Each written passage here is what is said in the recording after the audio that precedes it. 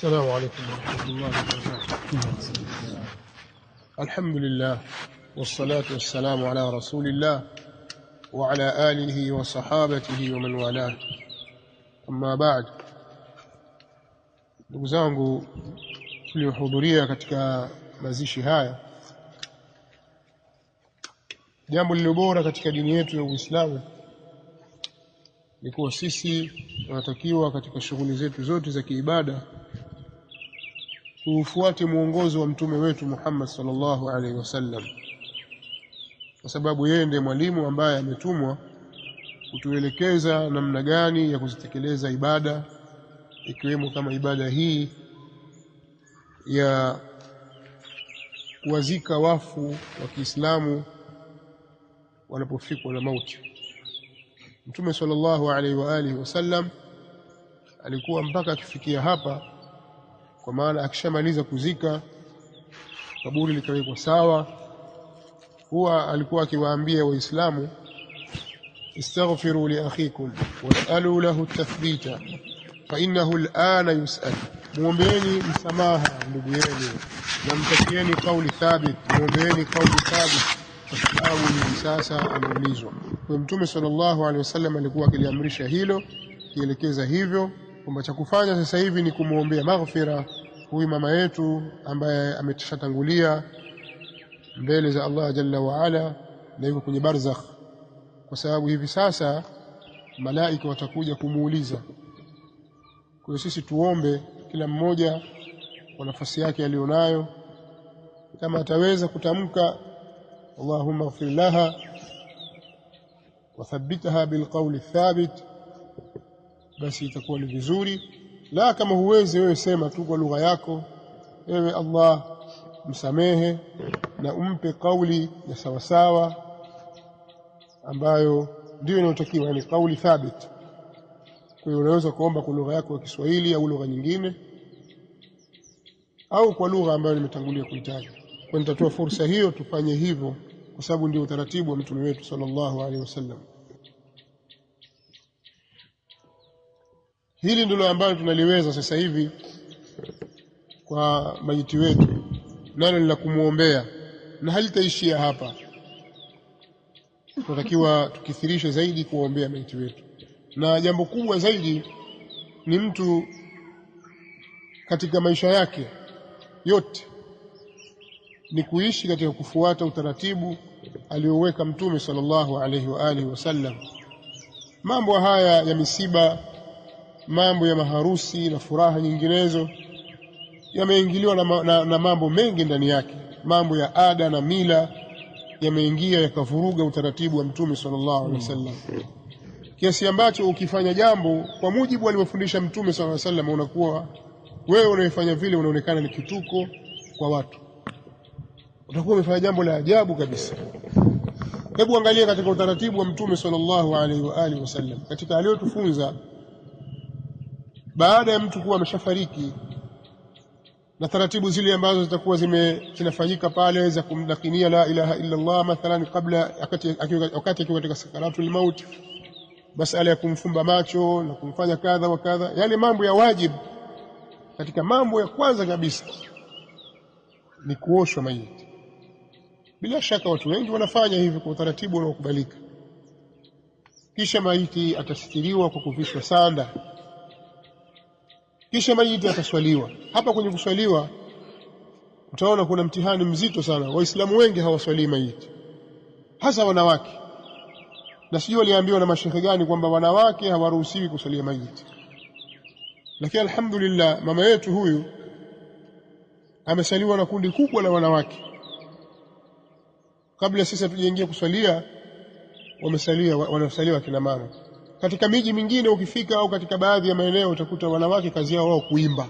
Kishafika msibani, kuna mama mmoja ataanza kuimbisha, huyo ataimba nyimbo anazozijua yeye, hazina kichwa wala miguu wala hazijafunzwa kabisa, wala katika Uislamu hazijulikana, hakuna kwenye kitabu chochote. Taimba nyimbo zao hapo na mambo gani na kazi ya chungu nzima, hawajali swala la kuswalia maiti. Lakini yote haya ni kwa sababu mashehe wengi wamezembea katika kuwafundisha wanawake katika jambo hili, wakawacha na ada zao.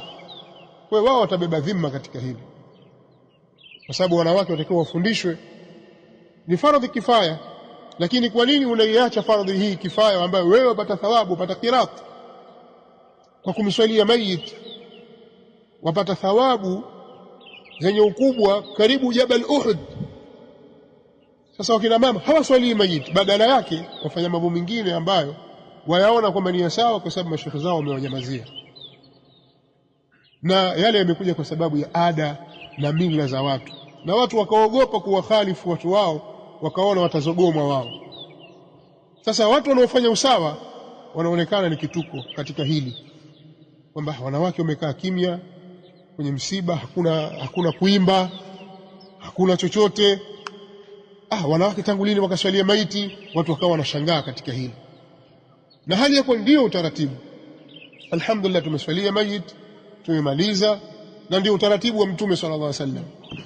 Hakuna kitu kingine cha ziada, kwa sababu leo ili uonekane umezika kikweli kweli, ukishaswalia pale basi utie Fatiha. Jamani, ikhlasi 11 wao wenyewe wajua kwamba hazipo hizo ikhlasi 11, wala hiyo Fatiha haipo, lakini hawawaambii wale watu wao, kiasi ambacho sasa sisi ambao tufanye hivyo tunaonekana kwamba ni kituko kwa watu, kwamba mbona sijasikia Fatiha pale ikiletwa, wala ikhlasi 11. Mmezitoa kitabu gani? Zimetoka wapi? Mtume swalla salam amezifunza? Jawabu la. Sasa mbona mwalaumu watu hawakufanya jambo ambalo hata Mtume mwenyewe swalla salam hakulifundisha? Tumetoka kule nyumbani, tumemleta mama yetu mpaka hapa makaburini, watu wote wako kimya, hakuna habari za mpira, hakuna habari za minazi na mashamba, hakuna habari za viwanja wala nani kadhulumiwa.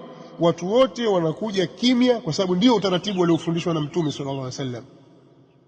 Na hakuna utaratibu wa kuleta la ilaha illa Allah wala kusema Allahumma ighfir lahu au Allahu akbar au vinginevyo. Ni watu wameweka eti watu wasizungumze. Sasa kama imewekwa ndio dawa ya watu wasizungumze, mbona watu hawajazungumza, wameamua kunyamaza kimya? Mwaona kituko kwamba amekuwa kimya kimya bwana, sisi hatuzungumzi, nyinyi mmeweka kama dawa, sisi hatuna ugonjwa huo wa kuzungumza. Sasa dawa wajimezea tu, mara wameza paracetamol, mara aspirini, mara huumu ile chochote kwa sababu fulani umeona kameza, utakuwa una wazimu.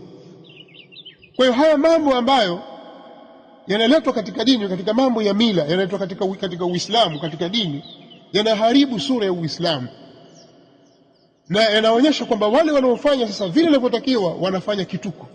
Leo itakuwaje maiti anakwenda kutupwa namna ile kimya kimya? Ndio utaratibu wa Mtume Muhammad sallallahu alaihi wa alihi wasallam, ndiye alitufundisha kwamba maiti hafuatwi na moto wala kwa sauti. Watu wote watakiwa wawe kimya kabisa wakati wanapofuata jeneza, na wanachuoni wanaeleza hilo kwamba wewe usighurike na wengi wenye kupotea katika hili. Lakini sasa watu watazungumza, waambieni watu wasizungumze kwamba haifai. Mbona ndani ya swala wazungumzi? Tunaswali sisi, ushamsikia mtu akizungumza vipi bwana? Yanga kafungwa ngapi leo? Ulimsikia nani akizungumza habari za mpira ndani ya swala? Kwa sababu wajua kwamba utaratibu huu si sahihi.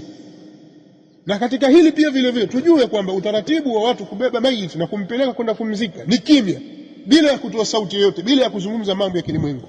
Ukifuata utaratibu huu, alhamdulillah, mambo yote yatakuwa yako sawa, kwa sababu ndio mila ya Mtume sallallahu alaihi wasallam. Hivyo hivyo tunapokuja kaburini hapa, tumemweka mama yetu hapa, akalazwa hapa kimya kabisa, kwa sababu ndio utaratibu wa Mtume sallallahu alaihi wa alihi wasallam, ndio utaratibu unaotakiwa. Hakuna Yasini hapa, wala hakuna burda, wala hakuna chochote. Sasa kuna watu wengine kwa akili zao waona kwamba sasa watu wazika kimya namna ile. Si katika utaratibu wa Mtume sallallahu alaihi wasallam kuleta chochote, na watu watakiwa wawe kimya, wafikirie jambo la mauti.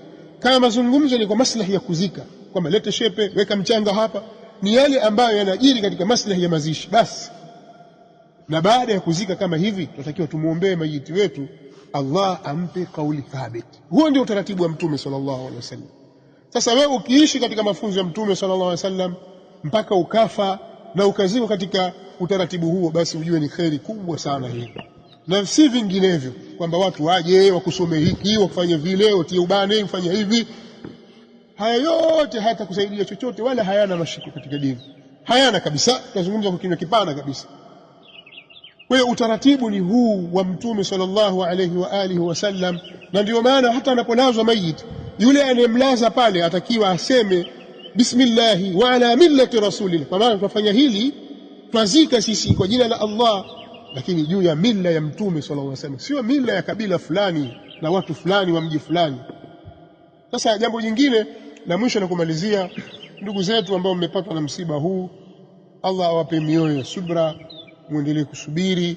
Kwa kweli ni mtihani mzito, lakini Allah subhanahu wa ta'ala anapowapenda waja huwapa mitihani, kama anavyosema Mtume sallallahu alayhi wasallam katika hadithi sahihi ameitaja al-Imam Tirmidhi katika sunani yake, katika jamii yake, kutoka kwa Anas bin Malik radhiyallahu ta'ala anhu.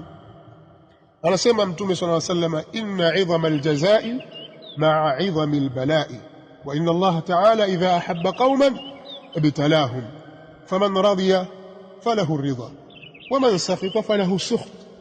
Mtume sallallahu alaihi wasallam anasema ukubwa wa malipo upamoja na ukubwa wa mtihani. Kila namna mtihani unavyokufikia ukawa mkubwa kwako, ukakugusa kwa kiasi kikubwa kabisa, ndipo malipo yake yatakapokuwa makubwa zaidi, hasa unapokuwa umefanya subra na ukaegemea kwa upande wa Allah subhanahu wa ta'ala, kwa sababu inna Allah idha ahabba qauman ibtalahum, Allah anapowapenda watu huwajaribu, huwaonja wao, akawapa mtihani. Hii ndiyo sunnatullah. Sasa faman radhiya falahu ridha, atakayeridhia basi atapata radhi kutoka kwa Allah jalla wa ala. Faman radhiya, yoyote atakayeridhia, falahu ridha, basi ni kwake yeye, atapata yeye kuridhiwa, Allah atamridhia. Kwa hiyo wewe unapopata mtihani ukasubiri ukaridhika, basi ujue kuna radhi za Allah jalla wa ala. Waman sakhita falahu sukht, na atakayechukia akakasirika atapata yeye machukivu vile vile. Kwa hiyo utakuwa umepata msiba na umepata machukivu na hasira za Allah. Haina maana kwamba utakapokuwa umekasirika ukalalama ukaenda huku kwamba yule maiti wako atafufuka, hatafufuka. Kwa hiyo utakuwa msiba umeupata na vile vile utakuwa umepata ghadhabu za Allah jalla wa ala. Kwa hiyo sisi tuwaombee ndugu zetu hawa ambao wamepata mtihani na msiba huu, Allah aziunganishe nyoyo zao waweze kulisubiria jambo hili, na Allah subhanahu wa ta'ala asiwatilie fitna baina yao, ajalie msiba huu ni sababu ya wao kuungana na kuwa kitu kimoja, na waendeleze amali njema ambazo ameziacha mama huyu, na nasaha na kuunga udugu na mingineyo. Sababu pengine kwa watu wazima kama hawa uwepo wao walikuwa wakiunga udugu wao na watu wakikaa pamoja. Kwa hiyo amali kama hii njema ya silatul rahim, walioko nyuma, watoto na ndugu na jamaa, waiendeleze, isiwe ni sababu ya kuleta fitna na mtafaruku baina yao. Kwa hiyo ndugu zetu, subirini, fanyeni subra. Allah subhanahu wa ta'ala pamoja na nyinyi, inna Allaha ma'as sabirin. Na hii ndio njia yetu sote sisi, tujitahidi tuwaidhike na haya ambayo yako mbele yetu tunayaona, ambayo ni mauti. Sote sisi tutapita kwenye njia hii. Nasallallahu ta'ala bimannihi wa karamihi an yaghfira laha wa yarhamaha wa yadfa 'anna wa 'anhum kulla su'in wa makruh. Subhanakallah.